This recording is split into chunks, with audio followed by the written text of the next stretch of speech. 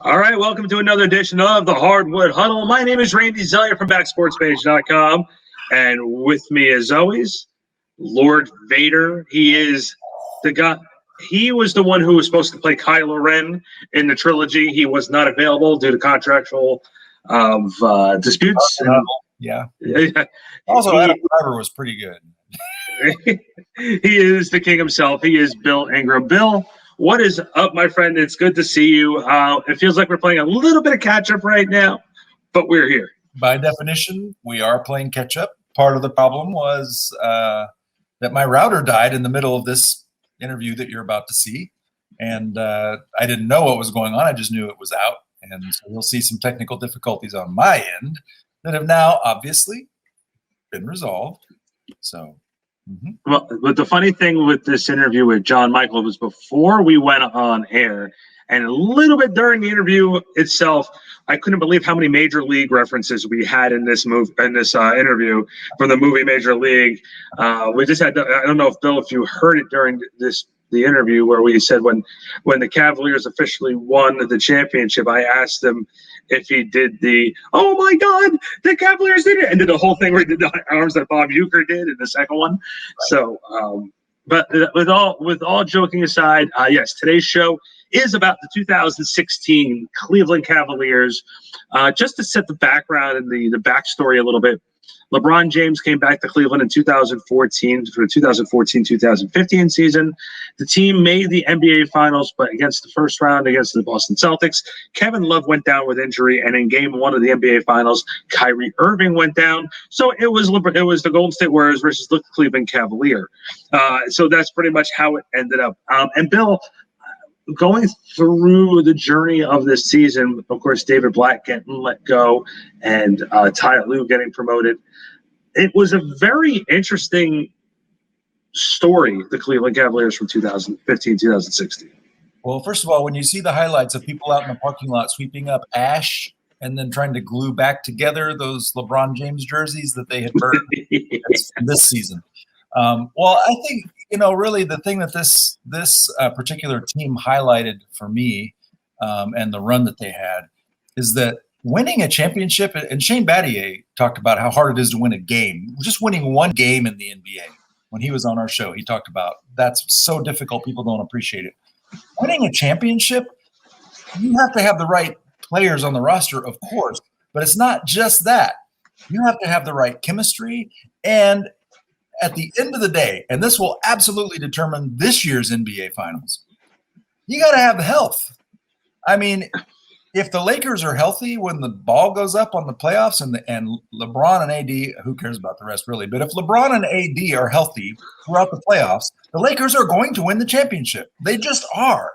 But if one of those guys goes down, now it becomes, well, who's healthy? Are the Utah Jazz? Is their backcourt healthy? Is Kawhi Leonard and Paul George, are they willing to play 16 games in the postseason? There's so many factors that come to play. But the one thing, you can control effort through coaching. You can control a lot of different things, game planning. You can control so many things about the game. The thing you can't control is injuries. They're going to happen.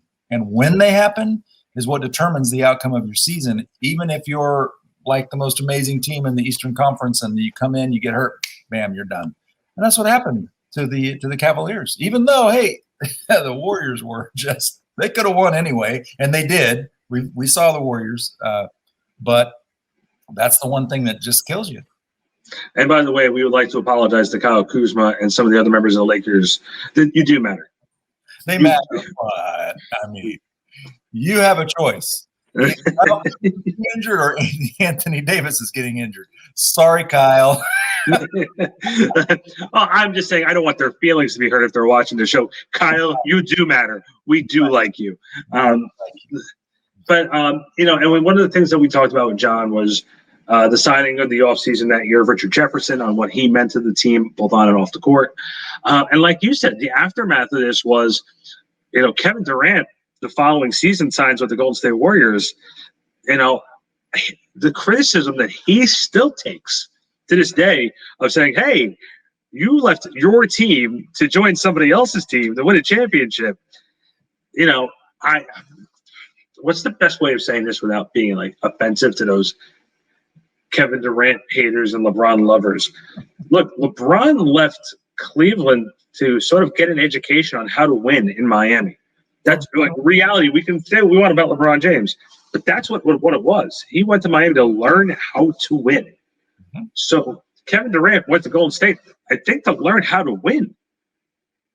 When you have two young players, really three, because Harden was there, and if you have two guys that neither one know how to win, look at the Celtics right now. The Celtics have incredible talent, but not one of those guys knows how to win. That's what they haven't.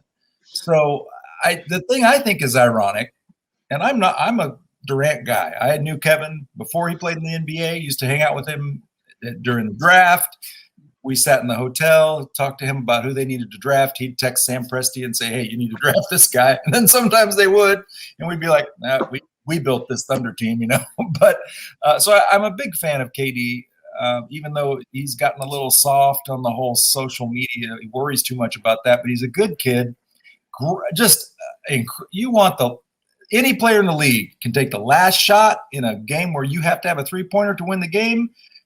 You want Steph or KD. It's not LeBron. That's not the guy. But KD, oh my God, he's just gonna make the shot. Yeah, and you go to Brooklyn because you leave Golden State because you want to. This was what we heard from him. You want to win your championship on your own team, but then you get Kyrie Irving, you get LaMarcus Aldridge. You go down this list of. I thought you were going there to. Then you get James Harden, you get Blake Griffin. What was that about leaving Golden State to go win on your own team? That didn't make any sense to me. You should have stayed in Golden State. You should have a couple more rings already. Or go back to OKC. Oh, sorry. Well, with that said, though, I am not going. I was shown a different perspective on the Kevin Durant going to Golden State situation. People say you have to look at it the way like LeBron did when going to Miami to learn how to win. Steph and Clay are good leaders, and as much as we all hate him, so is Draymond. And Draymond is one of those guys who we mistake his passion for cockiness, and I think that's a real big testament. And I don't like Draymond whatsoever, but I'm giving him a compliment. So. With all that being said, though, we sat down with. But if I'm putting together a championship team, I like him. Yeah. If he's on my team, I am cheering. I have a big "We Love Draymond" sign. I'm buying his jersey. I give him a high five. I ask for his autograph. If he's playing my team, he's getting the old "F you" and get off of my court type of mentality. So let's like Bill said before, he had some technical problems.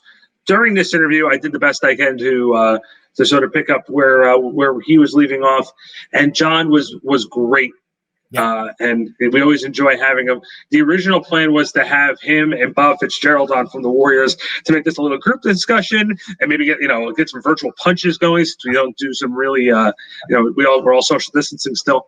But with that being said, I hope everyone gets to enjoy this part of the Hardwood Huddle.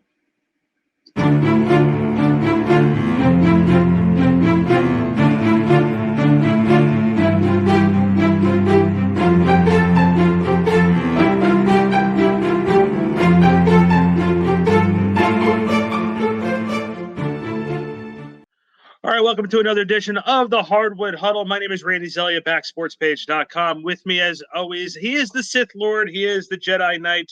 He is every Star Wars reference you can possibly think of. I think I've nailed every single one in all the shows we've done over the time.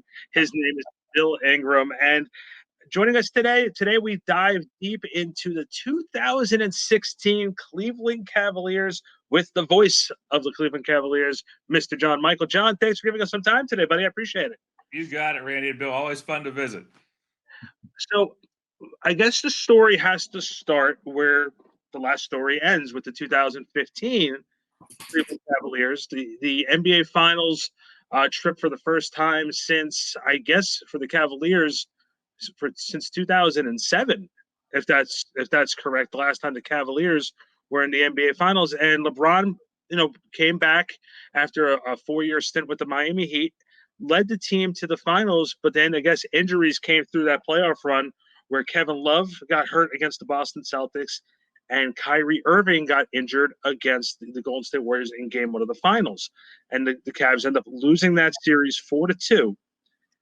What was the dynamic of this team going back, starting in the 2015-2016 season, coming off an NBA Finals run where a lot of people were saying if our number 2 or number 3 options were available, we could have been there? Well, that was it. I mean, and you want to talk about hope going into the season. It was the move to begin with when LeBron said, hey, he penned the essay saying, I'm coming back to Cleveland. It transcended basketball for Northeast Ohio. I mean, it gave hope to a region that hadn't won a title since the Lyndon Johnson administration. So, people were ready for this to take place. And LeBron came back, and then they made the trade for Kevin Love. They sent 2 first-round picks to Minnesota, bring in Love. You couple him with LeBron and Kyrie, and you think you have something. And off the bat, it didn't go all that smoothly. I mean, the Cavs 39 games in were under 500. They made a big deal nearing the trade deadline that brought in some reinforcements that made it a team that resembled the one that eventually won the championship next season, but it didn't go smoothly at first. Eventually, they worked out the kinks. Then they get into the playoffs. Kevin Love gets lost in an early round to Boston. Kyrie Irving's gone in the first game of the finals. And then, it was LeBron shouldering a lot of the work the rest of the way through those finals. But it was a special year. It certainly gave this team the template for what could be the next season, and it was. And I think it was necessary for what took place in 2016, eventually bringing that title to Cleveland. What was the key to the turnaround? Of course, the knee-jerk reaction is always fire the coach, which they did. And the challenge of going from coaching in Europe to coaching in the NBA, it's not an automatic. It's the dynamic of the league is totally different. Also, I think fans, and I say this all the time, on 2K, you can put LeBron with KD and Steph and go 82-0 and win the championship. But in real life, as we saw when LeBron went to Miami, real basketball with real people is not as simple as looking good on paper. Yeah, well, you're exactly right. And the move that the Cavs made in that second season after LeBron's return was David Blatt had been the head coach, took them to the finals in that first season. They went away from David Blatt, inserted Tyronn Lue, and the communication lines did open up with this team. I think the communication was better on the practice floor. I think accountability picked up throughout that lineup because that's the kind of person Tyronn Lue is. He's not afraid to confront players. And not saying that that's not what David Blatt did before. It was just a different style that seemed to fit this family a little bit better moving forward. And it played out, into the playoffs as well. So, you talk about a team being centered around LeBron. Not everybody in the NBA can play with LeBron James. And I mean that on a number of different levels. The first being that if you're not competing, if you're not giving it all each and every game, LeBron doesn't have time for you on his team. And when you see the best player on the planet being the first one in practice and being the last one to leave, and we hear that it becomes so cliche, but really that's where accountability starts. And Michael was.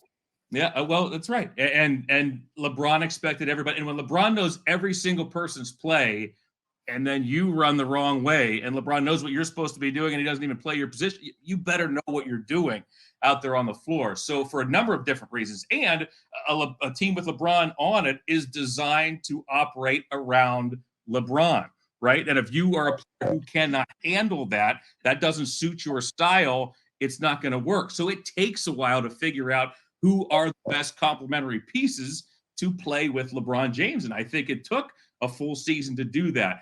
In then came the Richard Jeffersons. In came the Channing Frys. Tristan Thompson was a perfect fit from the very beginning. J.R. Smith was acquired during that run as well. And these were pieces that fit. And by that second season, with Tyronn Lue at the helm in the second half of the year, boy, it started to blossom and people started to think, all right, now this is what it should look like. If this team stays healthy, it can certainly do some damage, make another run to the finals, and we'll see what happens.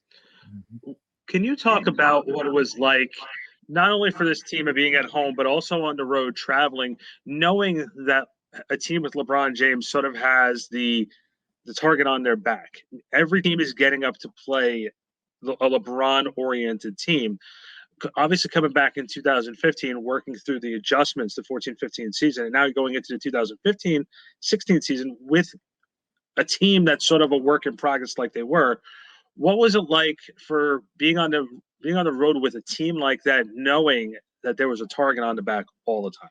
It was night and day, and it was exhilarating, to be honest with you. It was more fun than you can imagine. We always joke that the season before, a smoke bomb could have gone off in the practice facility and nobody would have known the difference. And then comes, and honest to goodness, guys, we'd be sitting at practice, all right, and something would happen. Somebody would tweak something, and we would leave practice, and the televisions, as we left the facility, on the ESPN ticker, so and so tweaks this in practice, which just happened 10 minutes ago. Honest to goodness. And so it was, the scrutiny level is amped to a status that you can only imagine. And when we're on the road, hundreds of folks at hotels packed deep, just to get a glimpse at these guys walking for 2 seconds out of the hotel into the bus and everything else. And that's what it was like to travel with this team for 4 seasons. And yes, you get every team's best when you're on the road. You get every team's best every night, but particularly when you're on the road, when those crowds are all geared up and ready to root against your team. So in that sense, the regular season never really meant as much to this Cavs team. They weren't all that concerned about the seeding. And it turns out rightfully so, as all 4 of those seasons, they did advance through the Eastern Conference playoffs and into the finals. It sort of took a back seat. I remember games where one time the Cavaliers really took it to the Atlanta Hawks, for example, in the first 2 seasons, swept the Hawks out of the playoffs. One of those years, the Hawks had 60 wins. The Cavs in March lost a game in Atlanta by about 30 points. And I remember on the plane ride back, Tyronn Lue and LeBron James look at each other, nod to each other, and say, "We got him now." And you think, how in the world did that happen? We just lost by 30 points. But they picked something up. They picked up the way that Atlanta was doing certain things and said, come playoff time, we're going to get these guys. And sure enough, twice in a row, swept them right out of the playoffs. So that's the kind of, again, when you talk about things being heightened, that's what we're talking about on a regular basis with those 4 teams. What do you think with Kyrie Irving coming back from injury? He wasn't ready to go for the beginning of the season. He came in about midway through. And man, you want to talk about a guy at that time frame just didn't get the love that he deserved at that point in time. Kyrie ended up being so valuable during the year. What was it like for him? I remember, just to go a little off topic, the season before, I think it was the second or third game that he played with LeBron. He played Chicago, and he was mic'd up. And he said during the timeout, he goes, "This is what it must be like to be in the playoffs," because he felt an intensity there. From where you remember seeing Kyrie start to where he was at that point, how much of a player did he change? Well, it's an interesting question. I always thought the relationship was a good one. The entire time he was there with LeBron, it wasn't something that clearly you could see on the practice floor, or that there were problems off the court. I at no time did that ever manifest itself. I never saw that. But when you think about it, I can't get into Kyrie's head and what he was thinking at the time. But when you play on a team with LeBron, that's just part of the deal, right? When I talk about guys who can't play with LeBron, I'm not saying Kyrie could or couldn't. He certainly showed that he could in those seasons that the two were together. But certain guys can't handle that particularly well, and that's what happens. He gets all the attention. Like I said, the whole game plan for the Cavs and for the other team in terms of the scouting report is mostly around LeBron. So that's where the attention is going to fall. I always thought, like I said, Randy, I always saw that relationship as a good one. We know what happened. We know Kyrie departed. We know Kyrie wanted certain other things from the rest of his basketball career, and certainly wish him well in doing that. But when they were together, I did think it was a good mix. I thought it worked, and again, I think the proof is in the results. And I also thought one of the key pieces that was much more improved for the Cavs for the 2016 was Richard Jefferson. Can you talk about the impact that Richard had made, because he was such a key component to to the team and just his experience of being in the finals with the Nets when he first came into the league. How was that able to sort of complement LeBron and also help some of the other players? Huge, just huge. I've said for years that the Cavs are not champions in 2016 if Richard Jefferson is not on this team. I say the same thing about Tristan Thompson. You take away Tristan Thompson or you take away Richard Jefferson, no chance that this team wins in 2016.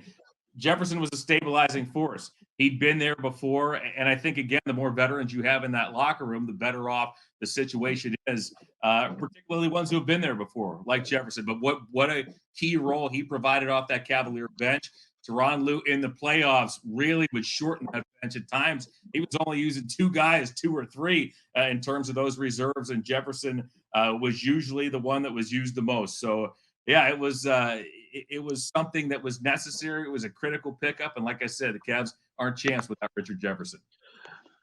Can you also talk about during the previous finals, obviously due to injuries, Timothy Mozgov and Matthew Dellavedova were key pieces. I remember Delly was like so exhausted because I think he had never played that hard and that long in his career, and he all of a sudden was hospitalized during the finals, and it felt like during the second half of the season, and even during the playoff run, those guys weren't even really used that much.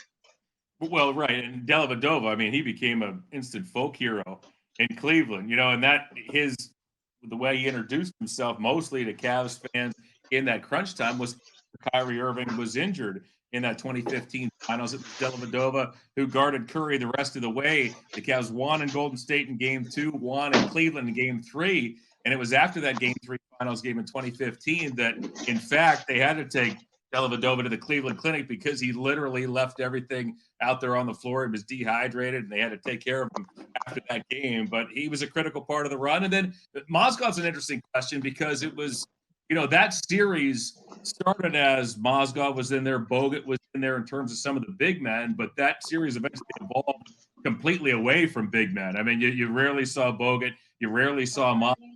It was more of a perimeter-oriented series. So, yeah, while Mozgov was a big piece, was he used as much in the finals runs? Certainly not. I honestly felt in the 2016 finals that when Bogut went down, it changed the complexity of the series because he was their rim protector for the Warriors. And I felt like once he left, I felt like the Cavs were able to get to the basket a little easier. It took away the presence, and they just didn't have the inside presence to guard the rim as much as they would probably could have been able to. Well, it was interesting. It's a good question, Randy. But the way they were using Bogut, a lot of times Steve would start him at the start of the half and the start of the second half, and he'd only play maybe 10 or 12 minutes, but they like to get started that way, and it got him into the rotation and got their pieces set in terms of where they wanted him to be. I think it did hurt them in terms of not having that luxury anymore after he went out. But again, I thought the dynamic of the series was one that, favored playing certain players, didn't favor other players. And that's why we simply just didn't see a lot of big men. Once Bogut was gone, once Mozgov was gone, it was basically, I don't want to say a perimeter-oriented series, although I used that phrase before. It just wasn't one where the big men were being utilized. And I think why we saw them less frequently throughout. Yeah, I think the 2015 finals, it was less utilized. It was more utilized the first year than it was the second year. And but obviously, I think things worked out pretty well in that standpoint. Sorry, y'all. I'm obviously having connection issues, but one thing I think when I look at this, I think Bill froze again. John, one thing too that I felt, which was because I was very heavy. I grew up a New Jersey Net fan, so I wasn't used to really watching playoff basketball anyway. So that's just the way it was at that time. But one of the things that I really followed with this Cleveland Cavalier team is, LeBron made a very, very big point when he was treating his time in Miami like it was college. And he was able to go away and come back. Can you talk about the demeanor of LeBron James coming back to the Cavaliers, what it was like, And for him to endure the disappointment of not winning a championship that first year back in Cleveland, and how he was able to sort of change his demeanor for that 2016 season. Well, it's an interesting question. He came back for a purpose. I mean, there was no doubt in anybody's mind that his lone goal was to win a championship for his hometown. And it didn't happen that first year, and he's such a competitor. Obviously, it's not going to sit well, but I think LeBron is a realist as well in terms of the fact that after the Cavs sustained injuries to their second and third best players, their days were long. It wasn't likely going to happen. I think he was rejuvenated that next season with the health, with the new additions to this team. And I thought, when he got here, he was on a mission. He said, I got my championship, but now I want to do it, for my city and for my hometown. And that's precisely what he ended up doing in 2016. What I was trying to say before all of a sudden our house internet just cut out, and obviously I can't troubleshoot that right now. So you have different people who step up. And I thought the thing about this Cavaliers team, you're going to get what you're going to get from LeBron and Kyrie and Kevin Love, but you had so many pieces who could step up in a given situation and win a series for you or win a game for you, because it's never just about the stars on a team. It's always about the supporting cast. Well, you're right. And to me, I start with Tristan Thompson. He was the perfect fit for that ball club, because what they told Tristan is, look, be aggressive on the glass, go get the ball and give it to somebody else. And that's what Tristan did, on the offensive end. And defensively, they basically told him, look, do what you do. But a big part of why the Cavs were able to have success against the Warriors in 2016 was because of Tristan's versatility and switch ability on the defensive end. If you look back at those games in the finals, there were stretches where he would get switched on to Steph Curry and have to defend him 6, 7, 8 seconds in a possession. And most starting power forwards are not capable of doing that anywhere on the floor, let alone on the perimeter. But because he was able to do that, Tyronn Lue was able to play certain defenses, to free up the Cavs in other areas. And that was critical. I mean, Tristan's effect on that series, you cannot look at a box score and determine just how important he was. Thompson was critical to the Cavs' success. And I mentioned earlier, J.R. Smith, the Game 7 in 2016, he comes out in the second half. Cavs were trailing by 6 or 8 points. He comes out in the second half and buried a couple of threes and got the Cavs back even in that ball game. And, it was just back and forth from there the rest of the way. And Smith's impact in the earlier rounds is key. It's not rocket science. The guy can hit 3-point shots. When you have LeBron James and he's driving, you either have to commit to stopping LeBron in the lane or you have to spray out the shooters. Most coaches decide to commit to LeBron. He hits the shooter, you hit the three, and it's curtains. And that is what J.R. Smith did time and time again when the lights were the brightest. So he, too, was a critical component of what the Cavs did during that 2016 run. Do you feel that he is not appreciated as he should be for the contributions he made to this championship team? Who, J.R. Smith? Yes. I think that the folks here in Northeast Ohio appreciate JR just I believe that. And you want to talk about players that you see around the league when you don't cover them personally that you think about a certain way. Like, I'm not sure I'd be that big of a fan of this guy, and gets to your team and you see a completely different side of him. And it's shocking. And J.R. Smith is one of those people. J.R. Smith was one of the most liked individuals in that locker room, not just because he was, he did what he did on the floor, but because he was a good guy. He made everybody laugh. He was fun to be around. He was a terrific team. Ask anybody who played with J.R. Smith. They'll tell you what a great teammate J.R. Smith was. Kendrick Perkins is one of those guys too, by the way. Yeah. He's playing for different teams. He has that scowl. He's always, bumping into people and everything else. You think, my goodness, Kendrick Perkins comes to the Cavs. I'm like, this is one of the nicest people I've ever been around in my entire life, So there are those people in the NBA that fit into that category. To me, J.R. Smith is still beloved here in Cleveland. He had his shirt off for a full week and a half after the Cavs won the championship. Nobody's ever going to forget that. That's etched upon everybody's mind. So, talk folk hero status. Dellavedova's in there, but J.R. Smith's right there as well. Well, there's a reason why he's still in the NBA. The guys that are not liked, the guys who aren't like that, don't have long careers either. You get guys that have that reputation that everybody wants them on their team, and especially a winner, somebody who has that reputation and is a winner will always have a job until they just can't run the court anymore. No question. And they deserve it. Those guys deserve it. Like I said, they can play when the lights are the bright, good teammates. That's what it takes. That's a big part of what it takes in the NBA. Yep. Can you talk about the reaction of the team when the coaching change was made? It's not easy when that happens. It's really, really not. Can you talk about the demeanor of the team? What was it like behind the scenes? Again, when David Blatt was removed for Tyronn Lue? I think it was a little surprising when it took place purely because of the team's record at the time, which was an excellent one. But, the communication opened up. I mentioned this before. It was different in terms of the way that coaches communicated with players communicated with each other. And I think the overall effect of it mostly was accountability. And I think part of that was Tyronn Lue having a relationship with these guys. You know how it is in the NBA. Typically, the assistant coaches can be the conduits at times between either the head coach and the players or even the front office and the players. So nearly everybody had a terrific relationship with Tyronn Lue, who had been there before, who had played in the big games. He then steps into that head chair, and that I don't think that communication changed. I think it remained the same. Assistant coach Tyronn, who could call out players, did the same thing as a head coach. And I think, again, the results are, they speak for themselves because this team certainly picked up, once Tyronn was there, picked up in terms of that communication and ultimately did what they needed to do. So let's break it down a little bit here. In the first round of the playoffs, the Cleveland Cavaliers made very short work. I think that's an understatement. Very short work. I believe that was the Detroit Pistons.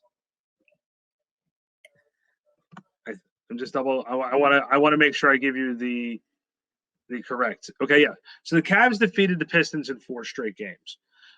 Was there any concern going in against the Detroit Pistons in the first round? Like from you being courtside for the games, watching the games, what do you remember about that first round series?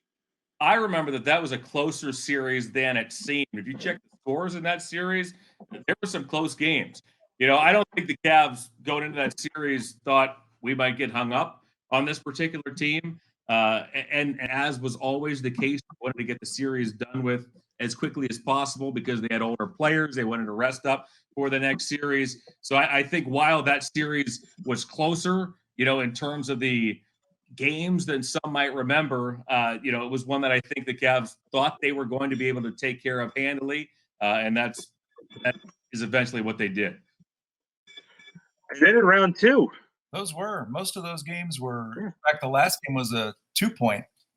Yeah, Detroit gave them handle it for a 4-game sweep. They had to work. Well, John, I don't know if you knew this, but the Cavs at that point became the 5th team since the first round was extended to the best of 7 in 03 to go 8-0 through the first 2 rounds. I don't know if you knew that. It's a fun little tricklet at that time, but and keep in mind, I was around working with the Nets when they did it back in 03 when they took out the Celtics and then the Pistons in the conference finals.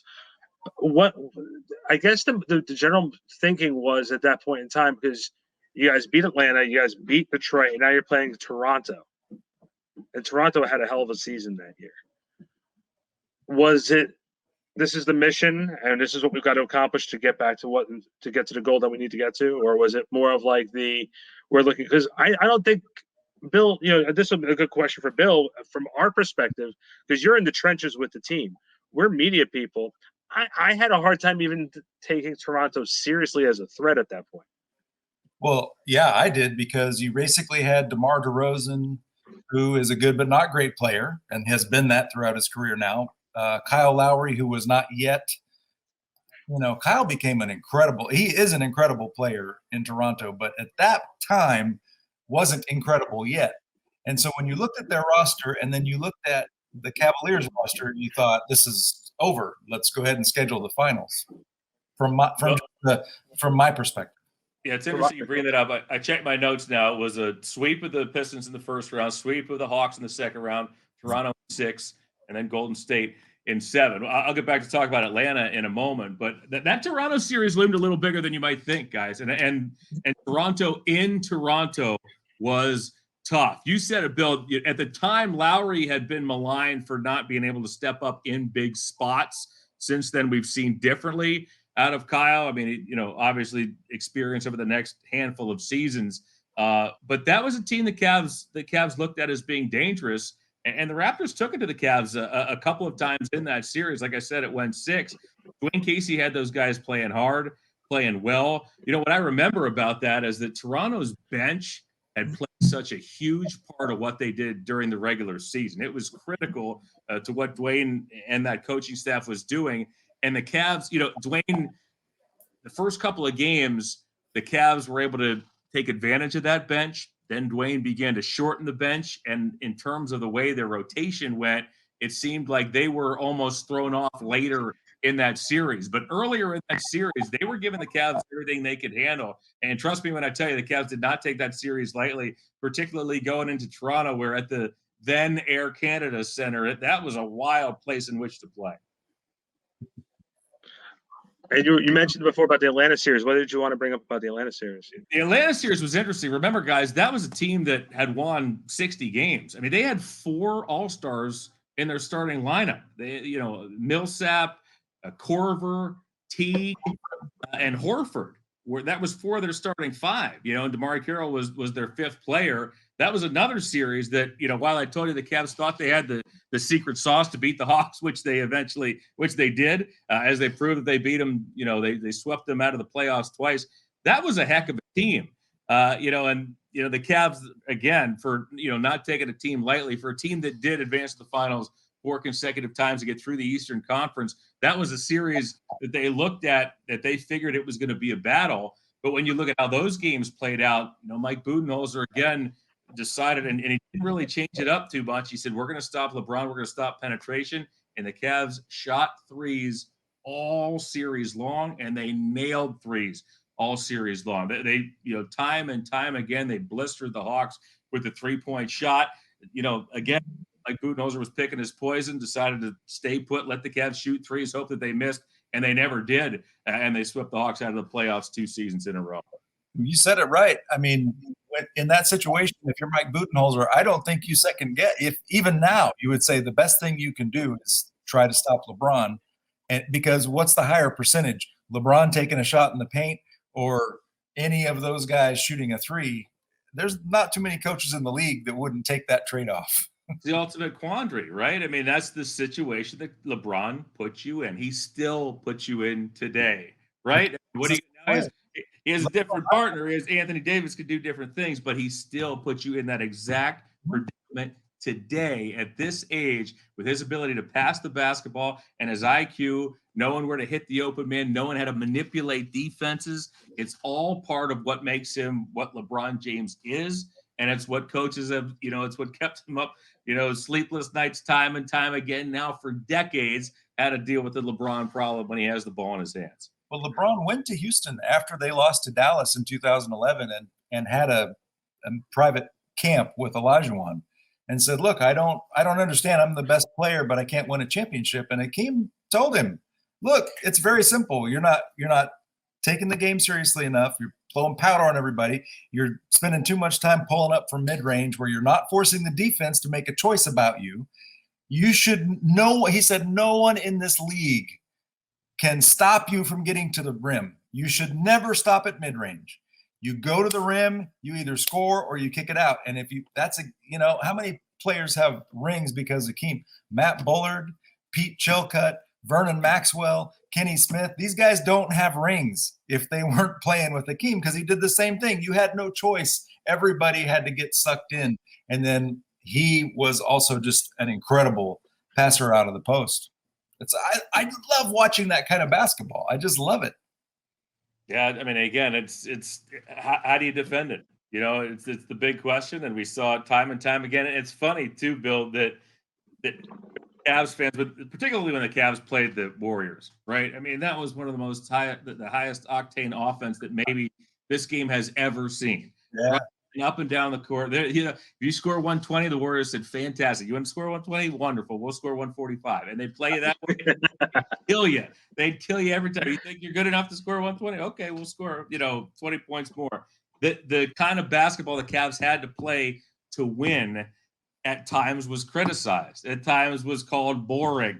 LeBron would put the ball in his hands and dribble it for 16 seconds before anything happened. But it was all part of the plan. And yes, at times it was when it would result in a 20-footer that was way off the mark. People would go crazy, and I don't believe they're playing this way. And how can you beat the Warriors like this? Game 7 final score 2016 was 93-89. And it'll tell you all you need to know about how they had to play the Warriors and how that series had to be sculpted in order for the Cavaliers to win it. And not only that, we also forget that the Warriors were 73-19 going into that finals. Yeah. Mm-hmm.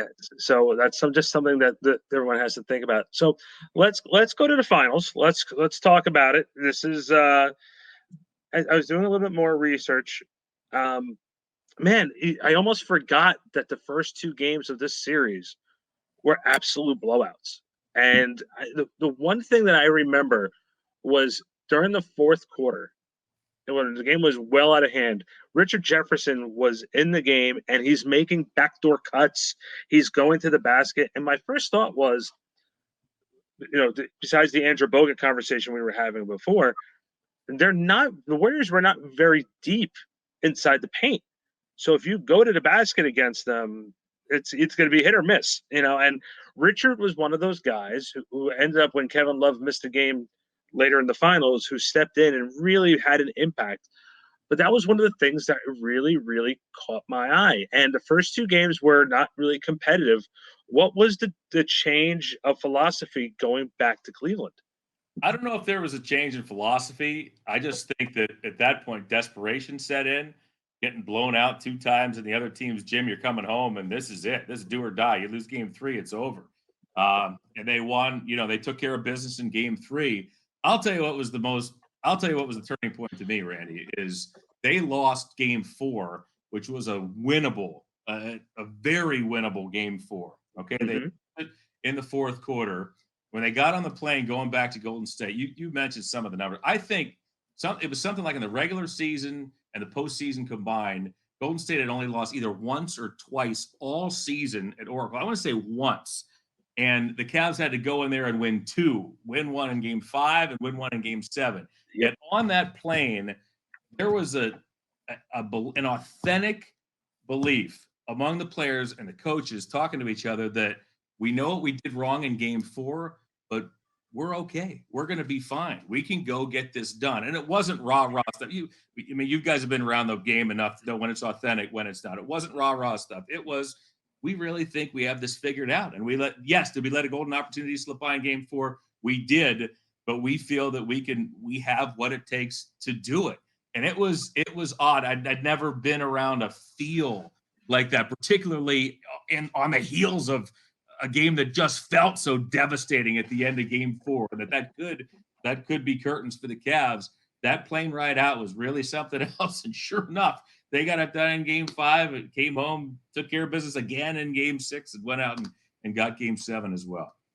One thing that's interesting, Randy, you mentioned the lack of depth for the Warriors in the middle. They were starting Andrew Bogut, and former Cavalier Anderson Varejao was sort of, if you want to say, he was the backup in position only.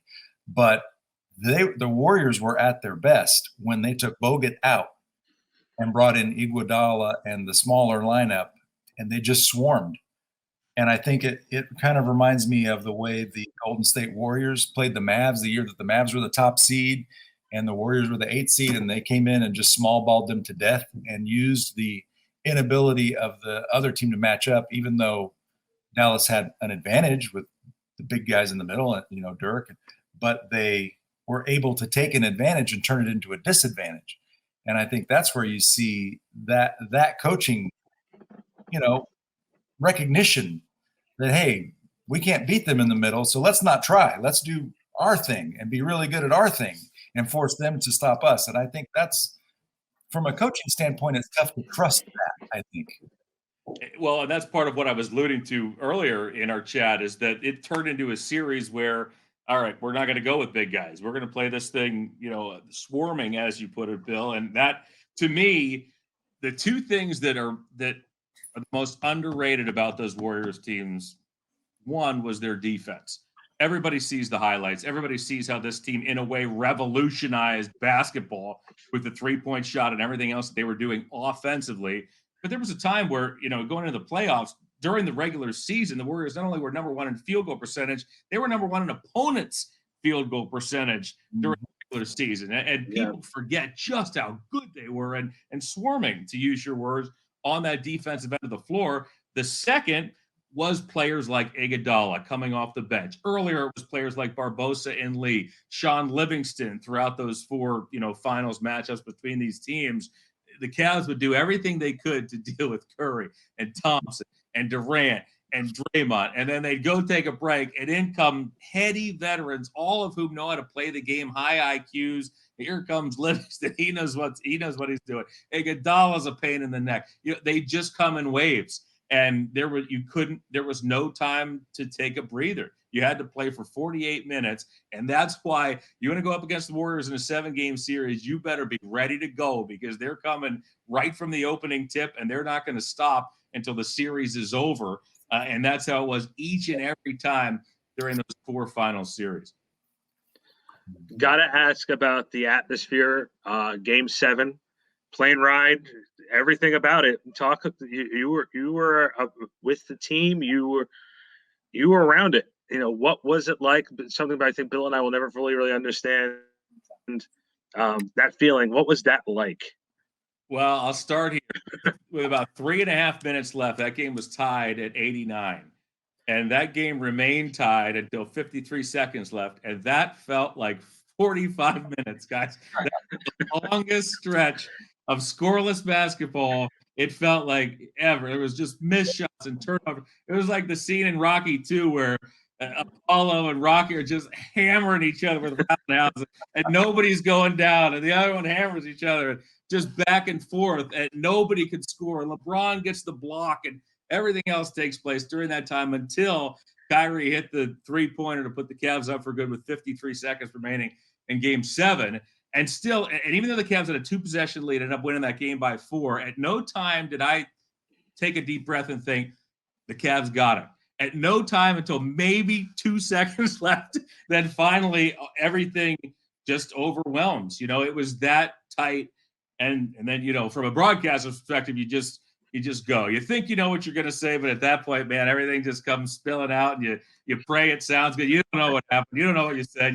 You pray that when you listen back later, it ended up to be something you liked. But you go from that happening to go into the locker room with the champagne and everything else, and you can only imagine. I mean, a kid who grew up liking sports just like you guys, being in anybody's locker room, let alone the team that you're covering when they win a championship, let alone a Game 7, let alone the first one in over 50 years, in the city of Cleveland, and to see the authentic look on the players' faces in knowing that what they did was so much bigger than them, than just the joy of the moment.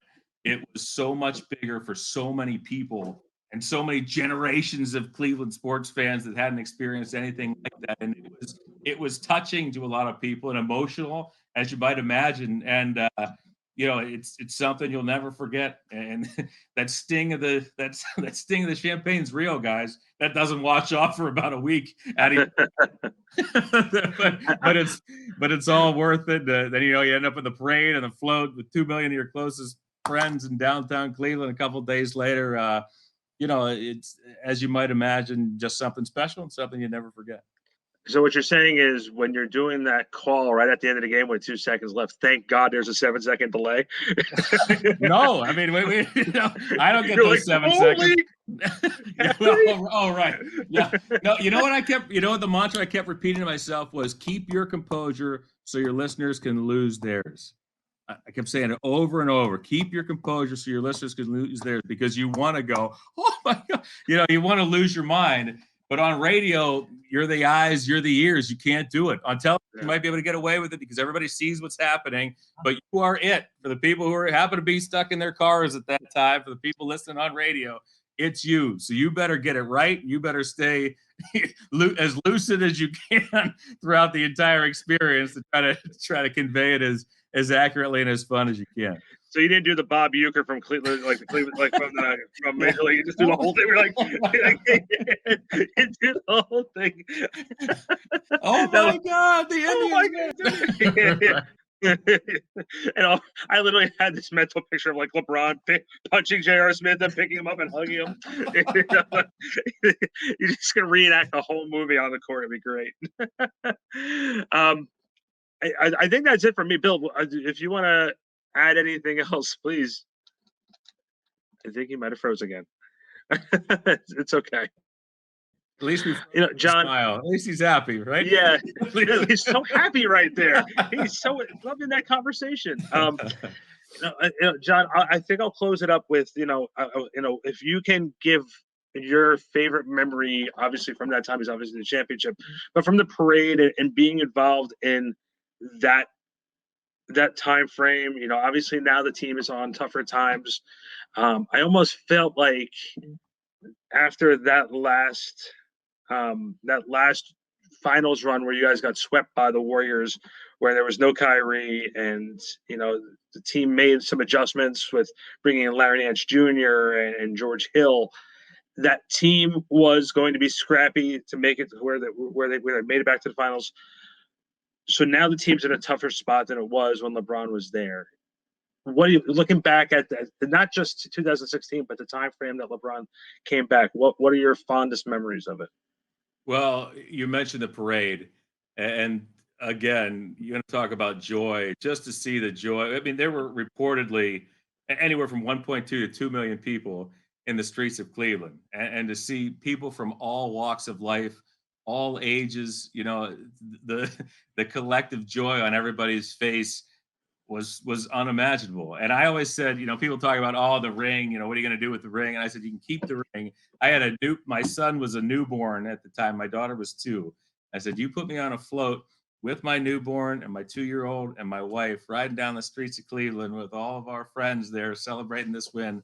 And that's all I need. I don't need any championship ring. And it was special. It was, and again, you would talk about memories.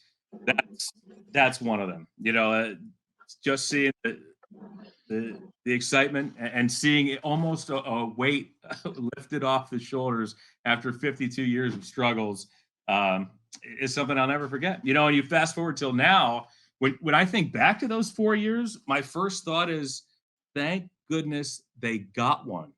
Yeah.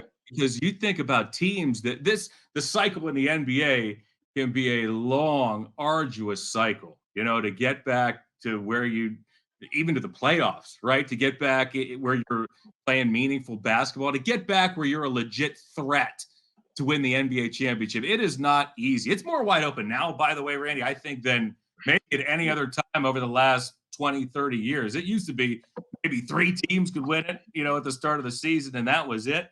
To me, it's a little more wide open now, but the still is such a difficult one that I think, thank goodness they got a title, because there are teams that get there and don't win one. And, even those Hawks teams that we talked about, those Raptors teams, if the Raptors wouldn't have won with Kawhi, they would have gotten close to the pinnacle. gotten wiped out. You think of Indiana got close a couple times, and they're you're back to square one. And New Jersey, look perfect example.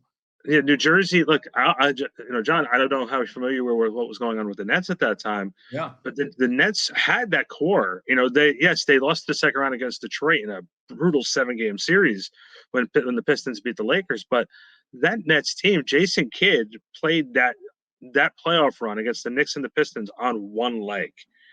So like to me, being around that franchise, saying myself for 2 NBA finals, the Lakers, they just didn't know how to win. They had bad coaching against the Spurs when you're up 11 and the two guys that help build your lead are on the bench in the fourth quarter. That's just terrible coaching. But like you said, if LeBron would have came back to Cleveland and did not win in 2016, there was no doubt in my mind that 2017, 2018, he would have been looking for a new home. There's that my inner feeling. We'll never know because he got one. I got one, and I know I got to run too, just like we do. But Bill's still, I guess, dealing with his computer issues. But I want to thank you for coming on and your continued patience with us, and a lot of and let's definitely have you on again. I think it's. I always think it's always fun to have you, and for the fact that you like doing jokes like with Major League, the movie, just like I do, I think it's great. Well, I certainly appreciate it, Randy. It's always fun with you and Bill. Anytime, you know where to find me, and I'd love to come on again. Thank you. Well, once we're post-pandemic and we can actually travel and everything else like that, I'll talk to Alyssa about coming down, and the dinner will be on. The dinner will definitely be on me the first time. The drinks will be on you, but the dinner will be on me. I don't know which one's going to be more costly. We'll see how it works out. Hey, that's a great plan. That sounds terrific. All right, John, thanks so much for your time as always. And you always have an open invitation to come into the huddle.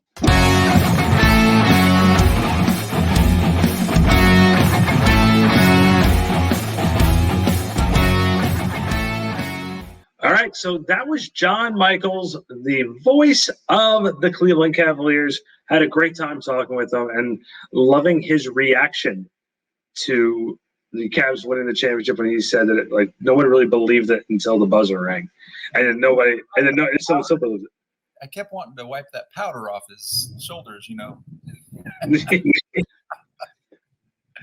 Look, yeah, it's funny you say that, and I'm going to tell you one quick story. When I used to do stats with the New Jersey Nets, I used to sit courtside, and again, I'm right at press row. And where all that powder is, and the Nets are playing the Wolves, the Minnesota Timberwolves with Kevin Garnett. And the Minnesota announcers never told me that Kevin does a thing where he puts they put the rosin on the thing, he takes it, goes like this, and then takes the rosin and throws it forward. The announcer guys always put this thing up, but they never told me, and it went all over me to the point where right after the game, Kevin Garnett actually found me and apologized for throwing the rosin on me. And the announcers never told us anything about it. So I just figured you'd enjoy that story. So, but as far as the 2016 Cleveland Cavaliers, Bill, I'll give you your final thoughts. Well, I just think, when you see a player grow like that, I didn't have a whole lot of use for LeBron early in his career. The number of times that I spoke to him, I was not impressed.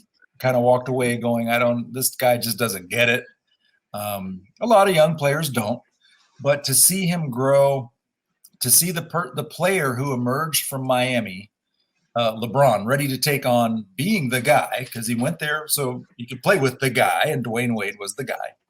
But for him to emerge from Miami as a player ready to become that stuff, all the hype.